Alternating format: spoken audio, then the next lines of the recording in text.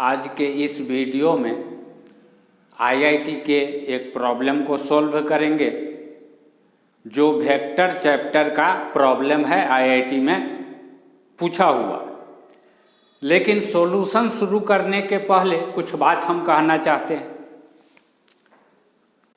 यह जो आईआईटी के प्रॉब्लम का हम सॉल्यूशन करते हैं या जेईई मेन के प्रॉब्लम का सॉल्यूशन करते हैं, तो आईआईटी के प्रॉब्लम का सॉल्यूशन करने का पर्पस क्या है? जब स्टूडेंट 11 का पूरा सिलेबस पढ़ लेता है, 12 का पूरा सिलेबस पढ़ लेता है और आईआईटी का भी पूरा सिलेबस पढ़ लेता है, और उसके बाद जब आईआईटी के प्रॉब्लम को देखता है तो 4 बार उलट के गिरता है। जब जाता है अपने टीचर से आईआईटी के उस प्रॉब्लम को पूछने के लिए तो टीचर भाग जाता है वहाँ से। जब वह किसी कोचिंग इंस्टीट्यूट, बड़े कोचिंग इंस्टीट्यूट के द्वारा सॉल्यूशन किया गया सॉल्यूशन देखता है तो एक स्टेप समझ में आता है और दूसरा स्टेप में माथा का फ्यूज उड़ जाता है, यानी उसको सॉल्यूशन कभी पता नहीं चलता। तो हम वीडियो बनाना शुरू किए कि जो स्टूडेंट 11 का सिलेबस पढ़ चुका है, 12 का भी सिलेबस पढ़ चुका है और आईआईटी का भी पूरा सिलेबस पढ़ चुका है, उसके बाद जो उसको सॉल्यूशन समझ में नहीं आता है तो हम उसको सॉल्यूशन समझा देंगे। उसको जहाँ कन्फ्यूजन होता है हर कन्फ्यूजन दूर कर देंगे। लेकिन हम यह बात कब कहे कि स्टूडेंट न 11 पढ़ा है न 12 पढ़ा है, 7वां क्लास का स्टूडेंट है, उसको हम आईआईटी का सॉल्यूशन समझा देंगे। 8वां क्लास का स्टूडेंट है, उसको आईआईटी का सॉल्यूशन समझा देंगे। अब आज ही जिस प्रॉब्लम को हम सॉल्व करेंगे वेक्टर चैप्टर का प्रॉब्लम है, तो वेक्टर चैप्टर का प्रॉब्लम है, वेक्टर चैप्टर 12 में बहुत लास्ट में जाके पढ़ना है। लेकिन इस प्रॉब्लम में सिर्फ वेक्टर का ही यूज नहीं होगा। आईआईटी के अधिकतर प्रॉब्लम में एक चैप्टर का यूज नहीं होता है। अब इसी चैप्टर में कुछ फार्मूला ट्रिग्नोमेट्री का यूज होगा, कुछ मैट्रिक्स का यूज होगा, कुछ डिटर्मिनेंट का यूज होगा, ठीक है, इनइक्वालिटी भी यूज होगा। तो खैर ट्रिग्नोमेट्री और इनइक्वालिटी छोड़ दो, मोटा मोटी 3 चैप्टर का यूज होगा। एक वेक्टर, एक मैट्रिक्स, दूसरा डिटर्मिनेंट, तीसरा डिटर्मिनेंट। लेकिन हम वीडियो के ऊपर में एक चैप्टर का नाम लिखते हैं, जैसे इसके ऊपर में भी लिखेंगे एक चैप्टर का नाम वेक्टर। ऐसा क्यों करते हैं? जब 3 चैप्टर से का यूज है प्रॉब्लम को सॉल्व करने में, तो एक चैप्टर का नाम क्यों लिखते हैं? प्रायः हम जब पढ़ाते हैं तो वेक्टर चैप्टर पढ़ाने के पहले ही मैट्रिक्स और डिटर्मिनेंट चैप्टर पढ़ा चुके होते हैं। यानी जिस 3 चैप्टर का यूज हो रहा है उसमें सबसे बाद में जो चैप्टर हम पढ़ाते हैं उस एक चैप्टर का नाम लिख देते हैं, क्योंकि जो स्टूडेंट यह चैप्टर पढ़ा हुआ है वह ऑलरेडी पहले ही यह बाकी का 2 चैप्टर पढ़ चुका होगा, तो उसको समझने में दिक्कत नहीं होगा। लेकिन स्टूडेंट आएगा कि वेक्टर किसे कहते हैं यही बात हम नहीं जानते हैं, और वह वीडियो खोलेगा कि इसमें समझ में आ जाएगा। वेक्टर किसे कहते हैं समझाने वाला यह वीडियो थोड़ा ही है। अरे यह तो सॉल्यूशन जो स्टूडेंट पढ़ने के बाद भी समझ नहीं पाता है उसको समझाने वाला वीडियो है। यदि वेक्टर किसे कहते हैं नहीं जानते हो तो टीचर के पास जाकर के किसी कोचिंग में पढ़ोगे, एनसीईआरटी निकाल करके पूरा वेक्टर, फिर उसके बाद एडवांस लेवल का वो जो है वेक्टर आईआईटी के पर्पस से जो और कुछ एक्स्ट्रा पढ़ना है वह पढ़ाई करोगे, या कि डायरेक्ट आईआईटी का सॉल्यूशन आओगे देखने के लिए। अब 1 महीना लगेगा डिटर्मिनेंट पढ़ाने में, 1 महीना लगेगा मैट्रिक्स पढ़ाने में, 1 महीना लगेगा वो क्या कहते हैं वेक्टर पढ़ाने में। तो इस एक प्रॉब्लम को, इसके सॉल्यूशन को 3 महीना तक हम चलाएंगे इतना बात तो स्टूडेंट के समझ में ऑलरेडी आना चाहिए कि अगर आईआईटी के प्रॉब्लम का सॉल्यूशन देखने जा रहे हैं तो वह चैप्टर पढ़ा हुआ होना चाहिए।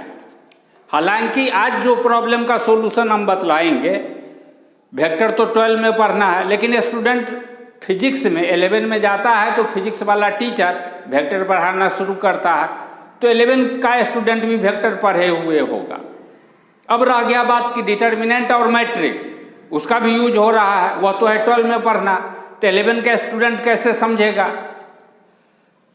पूरा डिटर्मिनेंट नहीं पढ़ाएंगे, पूरा मैट्रिक्स नहीं पढ़ाएंगे, लेकिन मैट्रिक्स में दो मैट्रिक्स को जो मल्टीप्लाई करना है वह मल्टीप्लाई कैसे किया जाएगा इतना भर बतला देंगे। डिटर्मिनेंट को एक रो के अलोंग एक्सपेंड कैसे करेंगे उतना भर बतला देंगे। पूरा डिटर्मिनेंट चैप्टर नहीं पढ़ाएंगे। जब स्टूडेंट पढ़ेगा तो डिटर्मिनेंट किसे कहते हैं और सेकेंड रो के अलोंग भी एक्सपेंड किया जाता है, थर्ड रो के अलोंग भी एक्सपेंड किया जाता है, यह सब समझेगा। अभी हम उसको सिर्फ इतना बतला देंगे कि डिटर्मिनेंट को फर्स्ट रो के अलोंग कैसे एक्सपेंड किया जाता है, मैट्रिक्स को कैसे मल्टीप्लाई करते हैं। वो अभी मैट्रिक्स में हर ऑर्डर के मैट्रिक्स को मल्टीप्लाई करना नहीं सिखाएंगे। इस प्रॉब्लम में जैसा प्रोडक्ट अपीयर हो रहा है उस ऑर्डर के मैट्रिक्स को मल्टीप्लाई करना सिखा देंगे। बस हो गया, बात खत्म। सॉल्यूशन वो समझ जाएगा 11 वाला स्टूडेंट भी।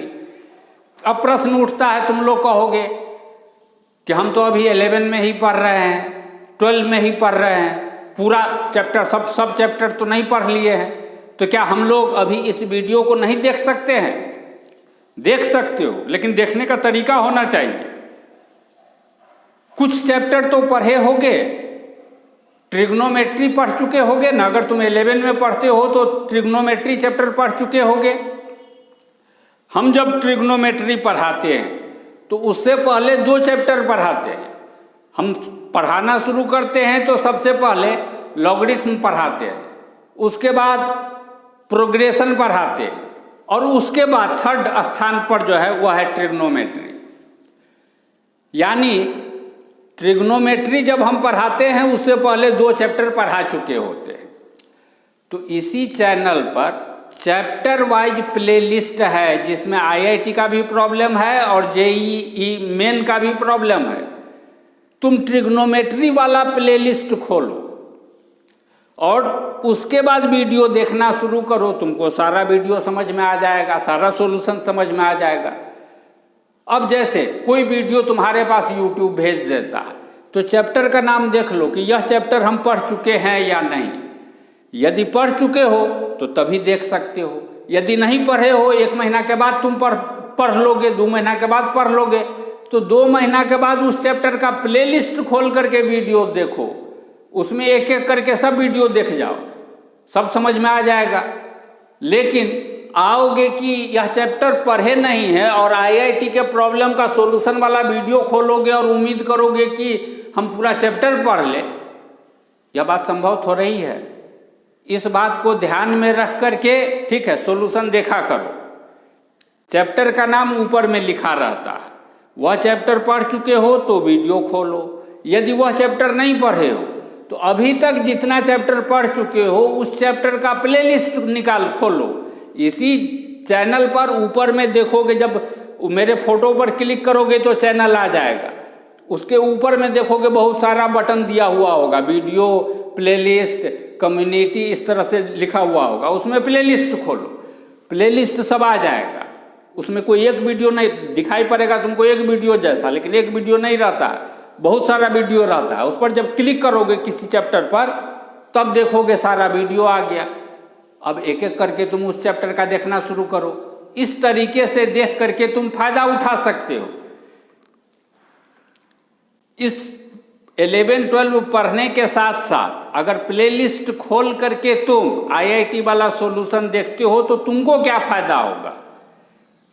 यदि सॉल्यूशन देखने में तुमको लगता है जितना फार्मूला, जितना थ्योरी का यूज हुआ उतना हम पढ़ चुके हैं, तो इसका मतलब है तुम्हारा पढ़ाई सही जा रहा है। अगर तुमको लगता है इसमें कुछ ऐसा फार्मूला आ गया, कुछ ऐसा थ्योरी आ गया, ऐसा कंसेप्ट का यूज हो गया जो हम नहीं पढ़े हैं, इसका मतलब है तुम जो पढ़ रहे हो तुम्हारे पढ़ाई में कमी है, तुमको अपने पढ़ाई में सुधार करना होगा, इस बात का तुमको अंदाजा मिलेगा।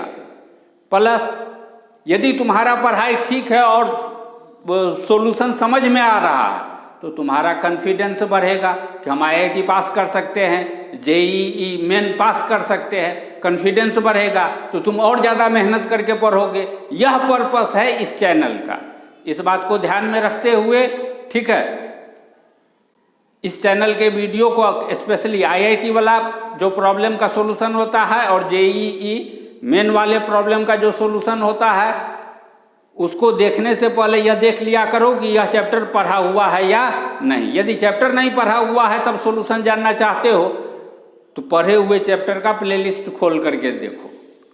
क्वेश्चन में 3 वेक्टर ABC IJK के टर्म में दिया हुआ है। फिर प्रॉब्लम में कह रहा है कि B2 B3 पॉजिटिव है और A dot B vector A dot vector B is equal to 0 है। इसके बाद दे रहा है कि इस दो मैट्रिक्स का प्रोडक्ट इस तीसरे मैट्रिक्स के बराबर है। इसके बाद 4 ऑप्शन दे रहा है A B C D, इसमें से कौन सही है कौन गलत यह हमको पता करना है। इसको हम मान लिए 1 नंबर, इसको हम मान लिए 2 नंबर, 2 नंबर को लेके चलते हैं। 2 नंबर को A dot B is equal to 0 दिया हुआ है। यदि A और B 2 वेक्टर हो जो IJK के टर्म में दिया रहे तो A और B का डॉट प्रोडक्ट यानी A डॉट B हम कैसे निकालते हैं? I के कोफिशिएंट का प्रोडक्ट यानी A1 B1 प्लस J के कोफिशिएंट का प्रोडक्ट यानी A2 B2 प्लस फिर K के कोफिशिएंट का प्रोडक्ट यानी A3 B3। A dot B A1 B1 plus A2 B2 plus A3 B3। अगर B डॉट A कहे निकालने के लिए B डॉट A तो A डॉट B और B डॉट A सेम होता, ठीक है, यही हो जाएगा। A1 को पहले लिखो B1 को बाद में, गुना में A1 को पहले B1 को बाद में या B1 को पहले A1 को बाद में, उससे कोई फर्क नहीं, यही हो जाएगा। A1 B1 A2 B2 plus A3 B3। Dot product में A को पहले B को बाद में या B को पहले A को बाद में रखा जाए उससे कोई फर्क नहीं पड़ता है। A डॉट B इतना हम लिखेंगे, A इतना B इतना। A डॉट B क्या लिखेंगे? 3 गुने 1 प्लस 1 गुने B2 माइनस गुने प्लस माइनस 1 गुने B3, या ऐसे समझो प्लस -1 गुने B3, फिर फाइनल यही हो जाएगा -1 गुने B3 is equal to 0। This implies B2 minus B3 is equal to 3 गुने 1 3, राइट साइड ले जाएंगे -3, दोनों तरफ होल स्क्वायर कर देते हैं। This implies B2 square plus B3 square minus 2B2 B3 is equal to 9। इस 2B2 B3 को राइट साइड कर देते हैं this implies B2 square plus B3 square is equal to 9 plus 2 B2 B3। This implies दोनों तरफ is equal to के दोनों तरफ एक जोड़ देते हैं, एक जोड़ B2 square plus B3 square, B2 square plus B3 square. Right side में जब एक जोड़ेंगे तो 9 में एक जोड़ेंगे तो 10 हो जाएगा। 10 जोड़ 2B2 B3, 2B2 B3, B2 B3 positive, इसमें 2 से गुना करेंगे तो यह भी पॉजिटिव। 10 में कोई पॉजिटिव नंबर जोड़ेंगे तो रिजल्ट चाहे जो भी मिले लेकिन 10 से बड़ा नंबर मिलेगा। यानी this is greater than 10। This implies 1 plus B2 square plus B3 square greater than 10।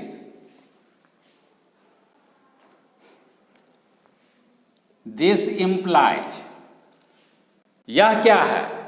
यदि कोई वेक्टर a ij k के टर्म में एक्सप्रेस्ड रहे तो इस वेक्टर का मॉड कैसे निकालते हैं?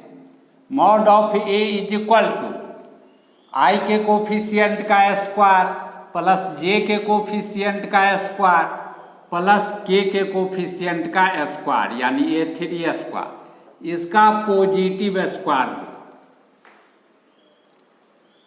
अगर दोनों तरफ स्क्वायर कर दे तो मॉड ऑफ a का square is equal to a1 square plus a2 square plus a3 square. यह है मॉड b का स्क्वायर ग्रेटर देन 10। इसके मॉड का square greater than 10, this implies mod b greater than, इसका रूट हो जाएगा √10।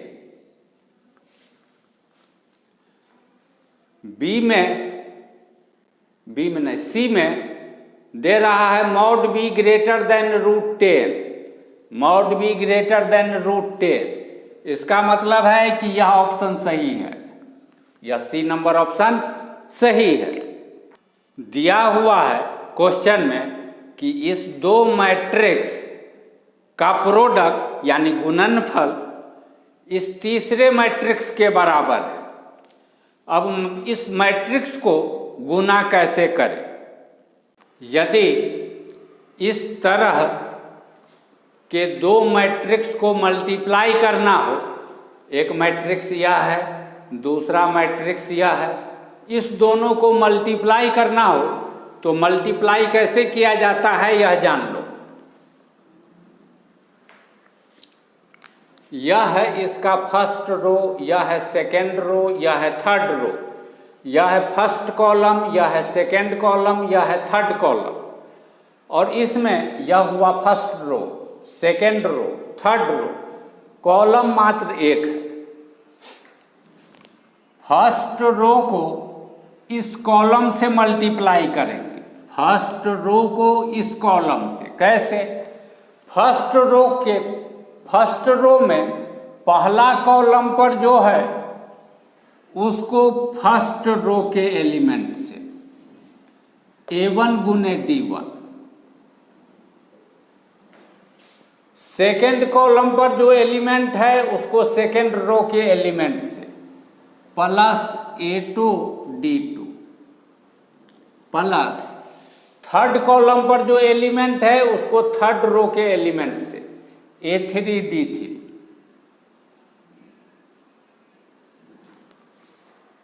First row से मल्टीप्लाई कर दिए तो फर्स्ट रो में लिख दिए, हो गया। अब सेकेंड रो से मल्टीप्लाई करेंगे इसको तो सेकेंड रो में लिखेंगे। सेकेंड रो से इसको मल्टीप्लाई करते हैं, पहला कॉलम के एलिमेंट को पहला रो से B1 गुने D1 प्लस दूसरा कॉलम सेकेंड रो के दूसरा कॉलम पर जो एलिमेंट है इसको सेकेंड रो वाले एलिमेंट से B2 D2, सेकेंड रो में थर्ड कॉलम पर जो एलिमेंट है उसको थर्ड रो वाले एलिमेंट से B3 D3,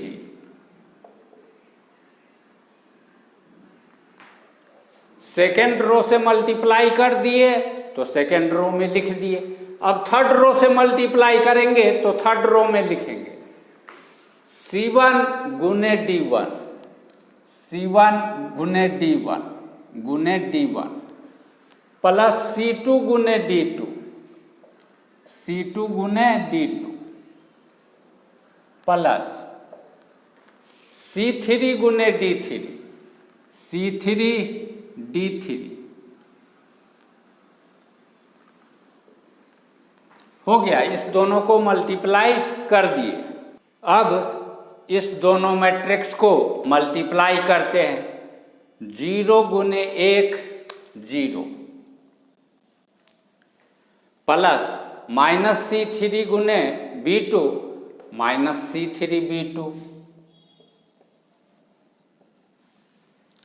प्लस C2 गुने B3 प्लस C2 B3। फिर इस रो को इससे मल्टीप्लाई तो C3 गुने 1 C3 प्लस 0 गुने B2 प्लस 0 माइनस C1 गुने B3 माइनस C1 B3। फिर थर्ड रो को इससे मल्टीप्लाई माइनस C2 गुने 1 माइनस C2 प्लस C1 गुने B2 C1 B2 प्लस 0 गुने B3 0 इज इक्वल टू हो जाएगा 3 minus C1 3 minus C1 1 minus C2 minus 1 minus C3 minus 1 minus C3। दो matrix यदि इक्वल हो, दो मैट्रिक्स अगर इक्वल हो तो यह इक्वल तब होता है जब दोनों में सेम पोजीशन पर का एलिमेंट इक्वल हो हर जगह, यानी यहाँ का एलिमेंट इसके बराबर। This implies A1 is equal to A2 हो, इस पोजीशन पर का एलिमेंट इसमें के इस पोजीशन के एलिमेंट के बराबर, यानी A1 is equal to B1, यह गलती लिख दी, A1 is equal to B1, यहाँ पर B1 है, A2 is equal to B2 और इस पोजीशन पर का एलिमेंट इस पोजीशन पर के एलिमेंट के बराबर, यानी A3 is equal to B3। जैसे यहाँ पर यदि 5 हो A1 के जगह पर तो यहाँ भी 5 होना चाहिए, यानी यहाँ वाला एलिमेंट यहाँ वाला एलिमेंट के बराबर। यहाँ पर यदि मान लो 3 है तो यहाँ भी 3 रहे, सेम पोजीशन पर का एलिमेंट दोनों में इक्वल, यानी A2 B2 के बराबर। मान लो A3 के जगह पर है 18 जोड़ 3, तो यहाँ भी होना चाहिए 18 जोड़ 3 हो, या तो 18 जोड़ 3 हो या नहीं तो 18 और 3 को जोड़ने पर 21 हो, यानी दोनों सेम हो। ठीक है, दोनों सेम हो, A3 is equal to B3। इसलिए जब भी इस तरह से दो मैट्रिक्स इक्वल होता है निष्कर्ष निकालते हैं हम यह। अब यह दोनों मैट्रिक्स इक्वल है तो दोनों मैट्रिक्स में सेम पोजीशन पर का एलिमेंट इक्वल होगा, यानी C2B3 minus B2C3 is equal to हो जाएगा 3 minus C1 3 minus C1, C3 minus C1B3 is equal to हो जाएगा 1 minus C2, C1B2 minus C2 हो जाएगा -1 माइनस C3। 2 नंबर तक दिए थे, इसको 3 मान लेते हैं, इसको 4, इसको 5, और यह जो 3 इक्वेशन मिल रहा है इसको हम यहाँ मिटा करके लिख लेंगे। यदि 2 वेक्टर A और B ijk के टर्म में दिया रहे तो A और B का क्रॉस प्रोडक्ट यानी A क्रॉस B कैसे लिखते हैं? एक डिटर्मिनेंट लिखते हैं जिसके फर्स्ट रो में I cap, J cap, K cap लिखते हैं। फर्स्ट रो में I cap, J cap, K cap. Second row में इसमें पहले जो वेक्टर अपीयर हो रहा है इसका ijk का कोफिशिएंट यानी A1, A2, A3, और बाद में जो वेक्टर अपीयर हो रहा है इस वेक्टर में ijk का कोफिशिएंट यानी B1, B2, B3, यह एक डिटर्मिनेंट है। 2 ठो ऐसे पैरेलल लाइन सेगमेंट से घेर देंगे। A क्रॉस B ऐसे लिखा जाता है। यदि हमको कहेगा B क्रॉस A लिखने तो फर्स्ट रो में तो हम लिखेंगे I cap, J cap, K cap. Second row में B वेक्टर में जो ijk K का कोफिशिएंट है उसको लिखेंगे B1, B2, B3, और थर्ड रो में A जो वेक्टर है क्रॉस प्रोडक्ट में बाद में जो वेक्टर अपीयर हो रहा है A, इस वेक्टर में ijk का कोफिशिएंट यानी A1, A2, A3 डिटर्मिनेंट। ध्यान दो, A क्रॉस B है तो सेकेंड रो में A1, A2, A3, third row में B1, B2, B3। B cross A है तो सेकेंड रो में B1, B2, B3, third row में A1, A2, A3। इस तरीके से लिखते हैं। अब हम C क्रॉस B निकालेंगे। C cross B, C cross B is equal to, C दिया हुआ है, B दिया हुआ है, क्या लिखेंगे? I cap, J cap, K cap, C1, C2, C3, 1, B2, B3 determinant. यदि इस तरह के डिटर्मिनेंट को फर्स्ट रो के अलोंग एक्सपेंड करके लिखने के लिए कहा जाए तो कैसे लिखेंगे? सबसे पहले यहाँ का साइन पॉजिटिव, यहाँ का साइन निगेटिव, यहाँ का साइन पॉजिटिव लेना है, यह ध्यान रखो। अब फर्स्ट रो का सबसे पहला एलिमेंट A1 गुने यह एलिमेंट, यह A1 जिस रो में है उसको हटा दो, हटा दिए। जिस कॉलम में है इसको हटा दो, हटा दिए। बचा यह, इसमें ऐसे क्रॉस मल्टीप्लिकेशन करो, पहले ऐसे फिर माइनस साइन फिर ऐसे, तो क्या हो जाएगा? B2C3 माइनस C2B3,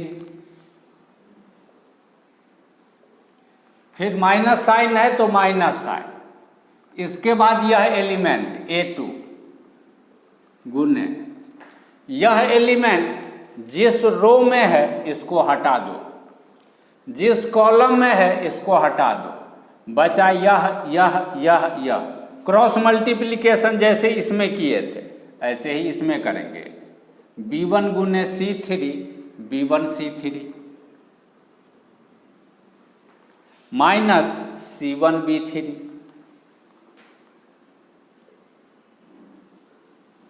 इसके बाद प्लस साइन दो और यह एलिमेंट लिखो A3। यह A3 जिस रो में है उसको हटा दो, जिस कॉलम में है इसको हटा दो। अब जो बचा इसमें पहले ऐसे मल्टीप्लाई B1 C2 फिर माइनस साइन देना है C1 B2 हो गया। इस डिटर्मिनेंट को एक्सपेंड करके हम लिख दिए, यानी इस डिटर्मिनेंट का वैल्यू लिख दिए। This implies C cross B is equal to, first row के लॉन्ग एक्सपेंड करते हैं आई कैप गुने रो हटाओ कॉलम हटाओ C2 B3 minus B2 C3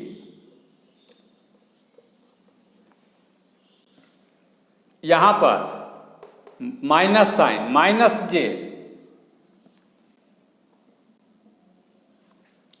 रो हटाओ कॉलम हटाओ C1 B3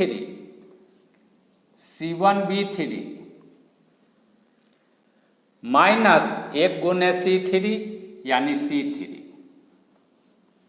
plus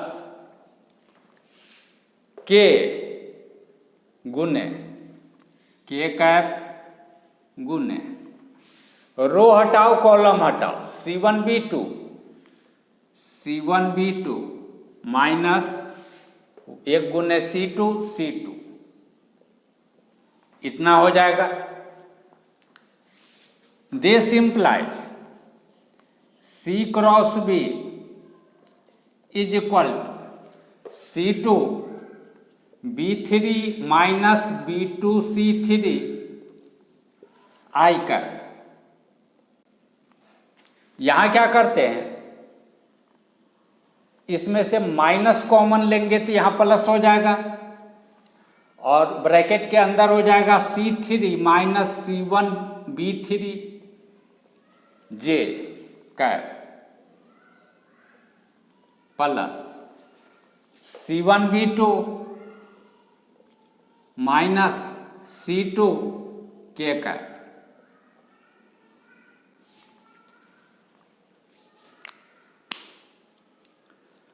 This implies C cross B is equal to, इस bracket को देखो, ब्रैकेट के अंदर में ठीक यही चीज नजर आ रहा है और यह तो 3 माइनस C1 के बराबर है, तो लिख देते हैं 3 माइनस C1 आई कैप प्लस, इसको देखो यही है और यह तो 1 माइनस C2 के बराबर है, 1 minus C2 J cap plus यह इसके बराबर नजर आ रहा है minus C2 plus C1 B2, यह इसके बराबर और यह है इसके बराबर, तो क्या लिखेंगे -1 माइनस C3 K कैप। तो C क्रॉस B इतना मिल रहा है। This implies C cross B is equal to, 3 को आई कैप से मल्टीप्लाई करेंगे तो 3 आई कैप,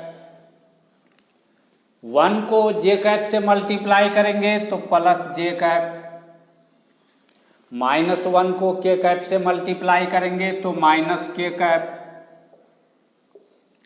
फिर माइनस C1 को I कैप से मल्टीप्लाई करेंगे तो यह हो जाएगा minus C1 I cap,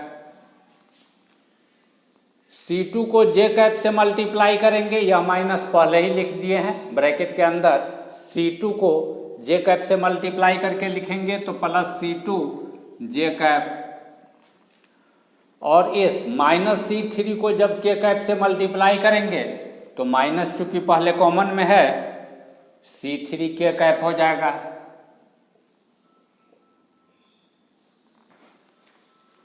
this implies C cross B is equal to, इसको गौर से देखो, यह तो इसके बराबर है जो A है, A माइनस, इसको देखो यह तो दिया हुआ वेक्टर C के बराबर नजर आ रहा है, C, तो हमको मिल रहा है C cross B is equal to vector A minus vector C। C cross B, C cross B is equal to vector A minus vector C, vector A minus vector C। इसको 6 number मान लेते हैं, इसको 6 number, यह है 6 number. C cross B is equal to A minus C, C cross B is equal to A minus C। यह दो vector equal, तो दोनों को किसी तीसरे वेक्टर से मल्टीप्लाई करेंगे, डॉट प्रोडक्ट करेंगे तो दोनों साइड इक्वल होगा। B से दोनों तरफ डॉट प्रोडक्ट करते हैं, this implies B dot C cross B is equal to B dot A minus C। अब इसका वैल्यू क्या होगा यह जान लो। यदि दो वेक्टर A और B रहे, दोनों के बीच का एंगल थीटा, तो A dot B mod of A mod of B cos theta इस रूप में डिफाइन किया गया है। A डॉट B को इस तरीके से डिफाइन किया गया है।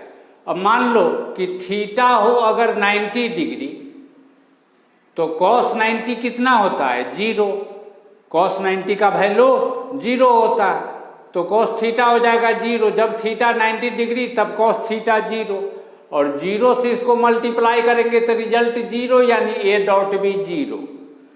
यानी दो वेक्टर के बीच का एंगल यदि 90 डिग्री तो दोनों का डॉट प्रोडक्ट 0। A और B के क्रॉस प्रोडक्ट को इस रूप में डिफाइन किया गया है, mod of A mod of B sine theta, जिसमें थीटा A और B के बीच का एंगल है, और n कैप, जिसमें n कैप क्या है A पर परपेंडिकुलर और B पर भी परपेंडिकुलर, यानी A और B से गुजरने वाला जो प्लेन है, यह है A, यह हुआ B, तो ये जो प्लेन हुआ इस पर परपेंडिकुलर, जैसे इसमें एक वेक्टर A रहे एक वेक्टर B रहे, बोर्ड पर परपेंडिकुलर, इस डायरेक्शन में एक मैग्नीट्यूड वाला वेक्टर n कैप, एक मैग्नीट्यूड वाला वेक्टर n कैप, इस n कैप से मल्टीप्लाई कर देंगे तो A क्रॉस B, यह एक वेक्टर मिलेगा, यह एक वेक्टर मिलेगा। तो A क्रॉस B कोई वेक्टर है, मान लेते हैं इसको D,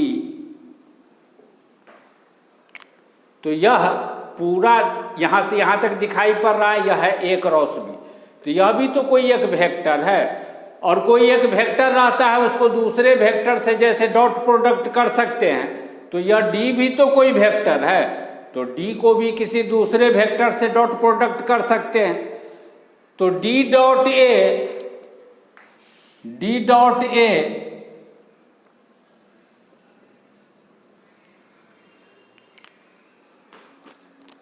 D A के साथ 90 डिग्री बना रहा है, परपेंडिकुलर 0 मिलेगा, लेकिन D किसके बराबर है, D तो है A क्रॉस B के बराबर, यानी A cross B dot A 0। इसी तरीके से यदि इस D को B के साथ डॉट प्रोडक्ट करें तो बी से भी परपेंडिकुलर है, यानी डी डॉट ए से न किए हैं, अब बी से करते हैं, इज इक्वल टू 0, काहे कि दोनों के बीच में 90 डिग्री एंगल बन रहा है बी और डी के बीच में। यानी कहने का मतलब डी क्या था, A cross B dot B is equal to 0। वास्तव में यह है स्केलर ट्रिपल प्रोडक्ट, दो का क्रॉस प्रोडक्ट और तीसरे के साथ डॉट प्रोडक्ट। या तो ऐसे लिखो ए डॉट बी क्रॉस सी, या ऐसे लिखो बी क्रॉस सी को पहले लिख दो बाद में ए को लिखो। ठीक है, दोनों एक ही बात है, डॉट प्रोडक्ट में कोई फर्क नहीं पड़ता। इस तीन वेक्टर में कोई भी दो वेक्टर अगर इक्वल हुआ, कोई भी दो वेक्टर इक्वल हुआ, यहाँ पर बी और बी इक्वल हो रहा है, वैल्यू 0 हो जाएगा। यहाँ पर ए और ए इक्वल हो रहा है, वैल्यू 0 हो जाएगा।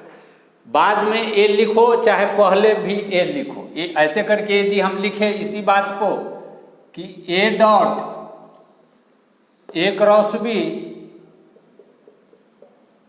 तो ध्यान रखना है इसमें भी दो vector equal, result 0।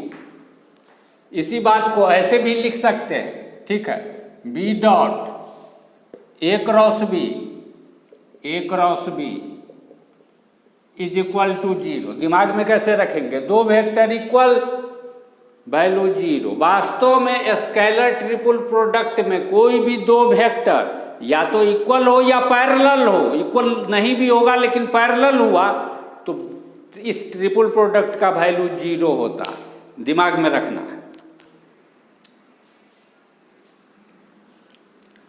This implies, इसका वैल्यू 0 हो जाएगा क्योंकि इस दो जगह पर सेम वेक्टर है। 0 is equal to B dot A, B dot A minus B dot C, B dot C. This implies 0 is equal to B dot A लिखो या ए डॉट बी लिखो, पहले ए लिखो बाद में बी, या पहले बी लिखो बाद में ए, कोई फर्क नहीं पड़ेगा। इसको हम ए डॉट बी लिख सकते हैं minus B dot C,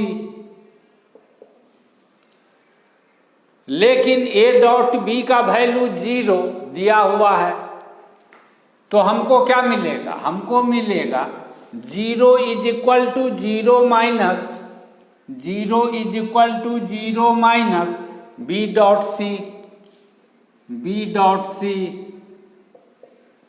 B dot C को लेफ्ट साइड ले आओ तो हमको मिल रहा है B dot C is equal to 0, यानी यह बी नंबर ऑप्शन सही है।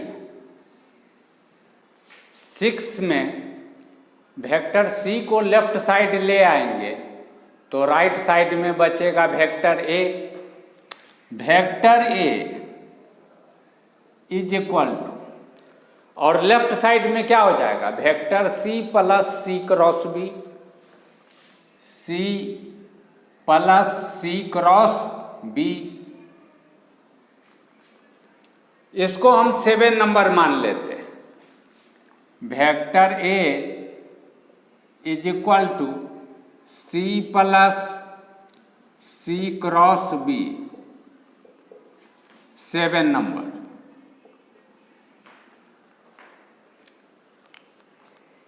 अब दो संभावना है, पहला कि वेक्टर सी जो हो, वेक्टर सी दिया हुआ है, इसमें C1 भी 0 हो तो 0 i cap plus 0 j cap, C2 भी 0 हो और C3 भी 0 हो, 0 k कैप। इसको जीरो वेक्टर भी कहते हैं, इसको जीरो वेक्टर भी कहते हैं। इस वेक्टर का मॉड जीरो होता है। क्यों होता है zero? Zero square plus zero square plus zero square, zero मिलेगा, उसका रूट जीरो मिलेगा, यानी वेक्टर सी का मॉड जीरो मिलेगा।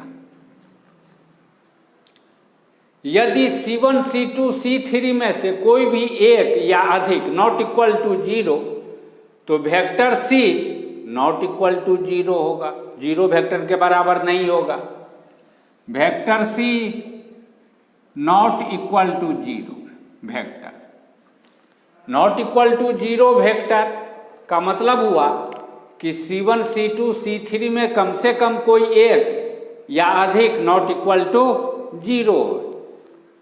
तो यदि मॉड का लिख दिए vector C not equal to zero vector, यदि वेक्टर C में C1 C2 C3 तीनों जीरो नहीं हो, कम से कम एक या अधिक नॉट इक्वल टू जीरो, तो उस स्थिति में C का मॉड,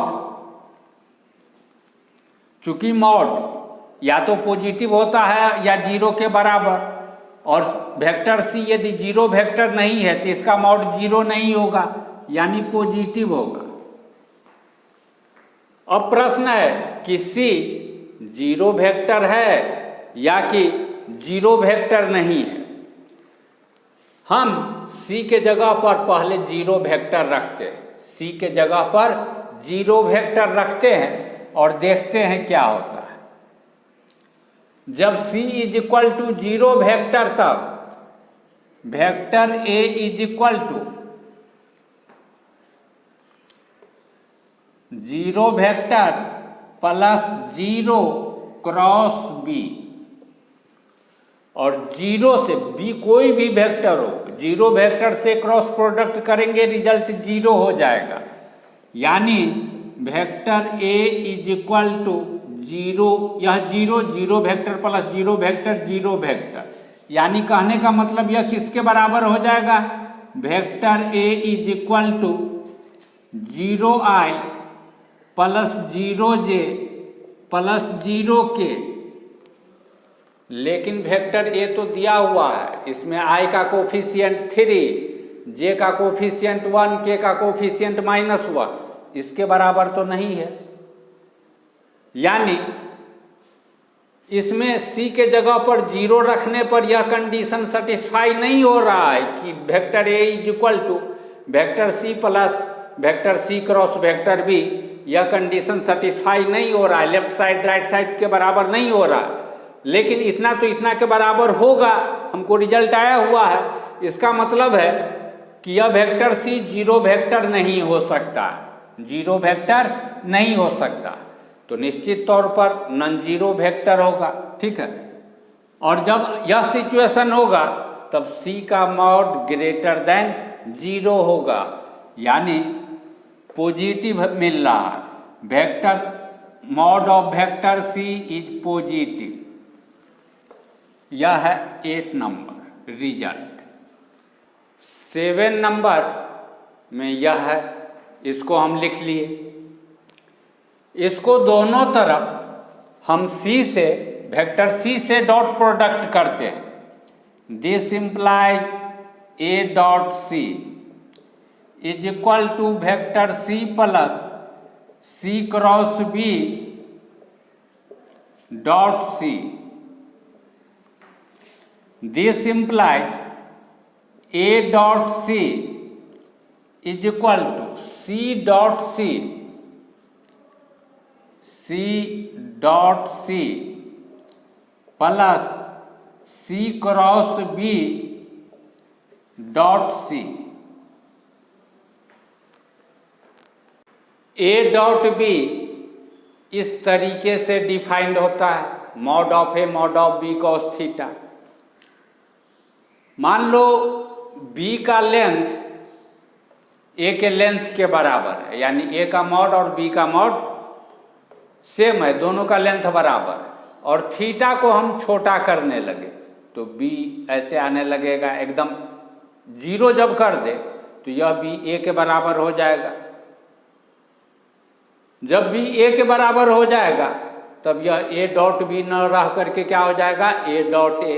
ठीक इसी तरीके से कोई वेक्टर c है, c dot c mod of c, जैसे mod of a mod of b लिखते हैं ना, तो पहला वेक्टर का मॉड, दूसरा वेक्टर का मॉड, और दोनों के बीच में कितना एंगल, c डॉट c और c के बीच में कितना एंगल, 0। कॉस 0 का वैल्यू 1 होता है, तो c dot c mod of c गुने मॉड ऑफ c स्क्वायर, और कॉस 0 का वैल्यू 1 से मल्टीप्लाई करेंगे तो इतना ही रहेगा, यानी c डॉट c होता है मॉड ऑफ c स्क्वायर।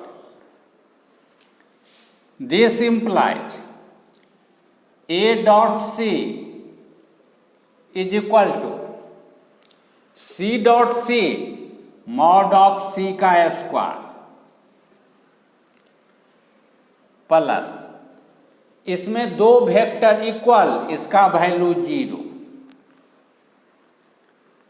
यदि मॉड ऑफ c पॉजिटिव तो दोनों तरफ स्क्वायर कर देंगे, इसका स्क्वायर कर देंगे, यह भी तो पॉजिटिव होगा। किसी पॉजिटिव नंबर का स्क्वायर करने पर निगेटिव थोड़ा ही हो जाएगा, पॉजिटिव ही रहेगा। तो कहने का मतलब a डॉट c जो कि मॉड ऑफ c के स्क्वायर के बराबर है, यह पॉजिटिव मिलेगा, यानी a डॉट c पॉजिटिव मिलेगा।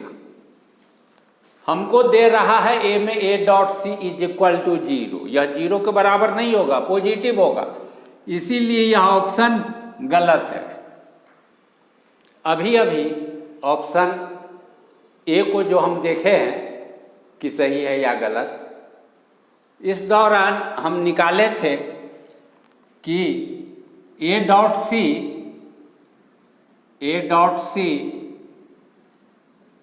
Is equal to mod of c square, 9 number, इसको नोट करना भूल गए थे। तो a dot c is equal to mod of c square है, यानी mod of c square is equal to a dot c।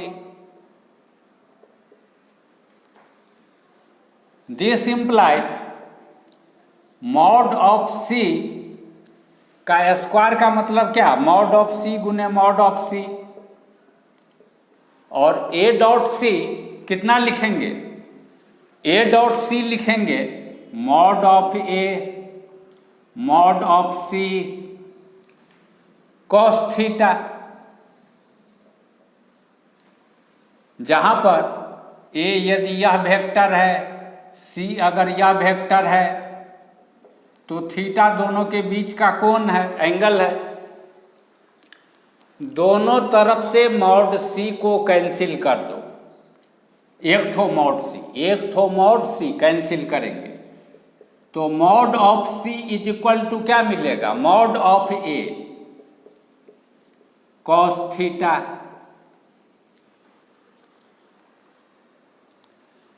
This implies mod of c is, यदि कोई vector a i j k के term में expressed रहे तो इस vector का मॉड कैसे निकालते हैं, mod of a is equal to i के कोफिशिएंट का स्क्वायर प्लस j के कोफिशिएंट का स्क्वायर प्लस k के कोफिशिएंट का स्क्वायर, यानी a3 स्क्वायर, इसका positive square equal to mod of a क्या लिखेंगे, 3 का स्क्वायर जोड़ 1 का स्क्वायर जोड़ -1 का स्क्वायर 1 रूट का रूट कॉस थीटा, यानी mod of c √11 cos theta. लेकिन जानते होगे तुम कि कॉस थीटा का वैल्यू 1 से छोटा छोटा या बराबर होता है। √11 से मल्टीप्लाई करेंगे दोनों तरफ तो √11 गुने cos theta less than equal to √11 गुने 1, यानी √11 गुने कॉस थीटा लेस देन √11। तो √11 कॉस थीटा क्या हो जाएगा, less than √11, less than equal to √11। तो mod of C less than equal to √11, यानी यह ऑप्शन भी सही है। हो गया।